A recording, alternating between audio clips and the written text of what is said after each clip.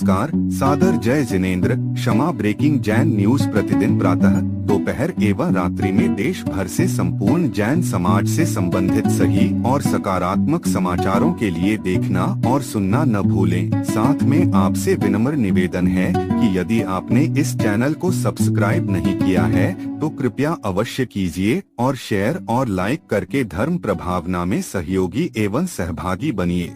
इस प्रसारण के प्रायोजक हैं श्रीमान सुनील कुमार, श्रीमती रागिनी जैन, पुत्र शशांक जैन, शुभम जैन, पुत्र वधु प्रिया जैन, गुड़ावाला परिवार, मुंगावली जिला, अशोकनगर, मध्य प्रदेश।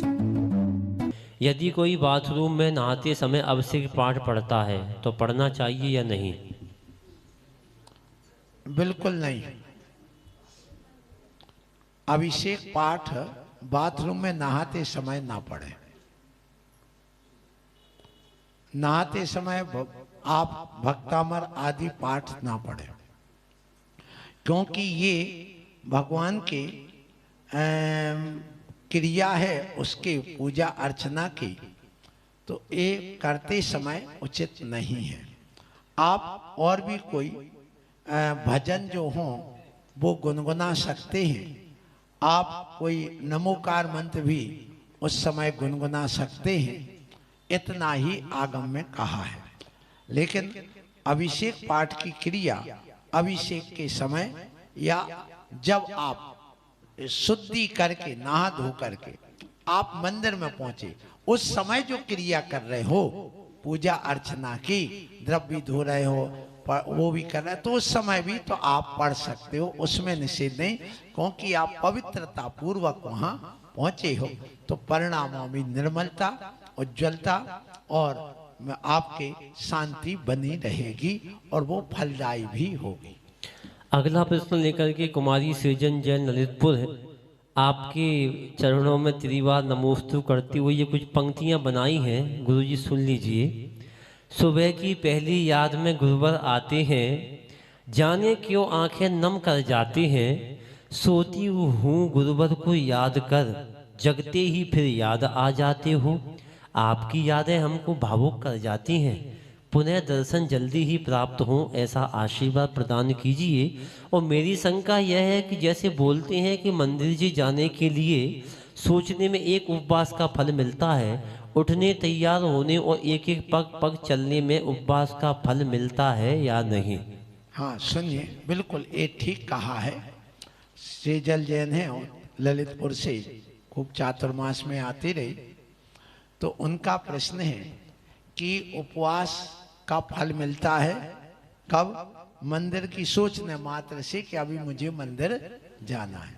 तो और जैसे जैसे हम एक एक पग रखते हैं तो एक एक उपवास का फल मिलता है।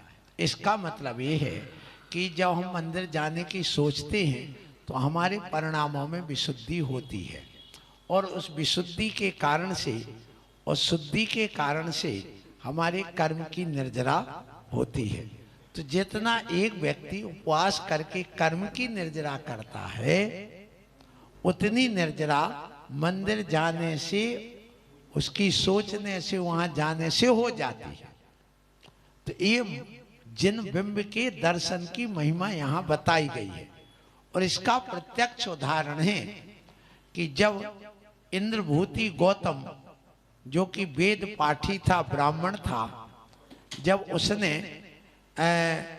भगवान का समूषण लगा और देव ने जाकर के सौधर्मिंद्र ने पूछा पंचास्तिकाय क्या है, तो वो कुछ बता ही नहीं पाया, क्योंकि वेदों में अस्तिकाय नाम की कोई चीज है ही नहीं। द्रव्य आदि पूछा तो वो कहता है कौन है तेरा गुरु, कहां से प्रश्न लाए, क्या है ये सब? तो वो चला समझाने के लिए उल्टा किसको? भगवान महावीर स्वामी को। और जैसे उन्होंने मानस्तंभ में जिन बिंब के दर्शन किए तो उसका अनादिकालीन मिथ्यात्व चूर चूर हो गया और सम्यक दर्शन की प्राप्ति हो गई। माने असंख्यात गुणी निर्जरा हो गई। किससे? मात्र उस जिन बिंब के दर्शन करने से। इसी प्रकार से जो व्यक्ति भगवान के दर्शन करने की सोच के निकलता है तो उसके ऐसे मिथ्यात्व आदि निधत्ति निकाचित कर्मों का भी क्षय देखा जाता है। इसलिए वीरसेन स्वामी ने उसमें सठखंडागम की पहली पुस्तक में टीका लिखते हुए स्पष्ट लिखा है कि जिन बिंब दंशिणेन मिच्छत्तादि निधत्ति निकाची दस कम खय दंशना दो, अर्थात कि जिन बिंब के दर्शन करने से निधत्ति निकाचित जो मिथ्यात्व आदि कर्म है उनका भी क्षय देखा जाता है, इसलिए उसका महत्व है और महिमा उस उपवास के माध्यम से जिन बिंब दर्शन की गाई गई है। Kshama breaking Jain news YouTube channel पर विज्ञापन देकर धर्म प्रभावना में बने सहभागी। विज्ञापन देने हेतु संपर्क कीजिए मोबाइल नंबर 9026900740 एवं समाचार एवं वीडियो भेजने हेतु व्हाट्सएप नंबर 9335236222।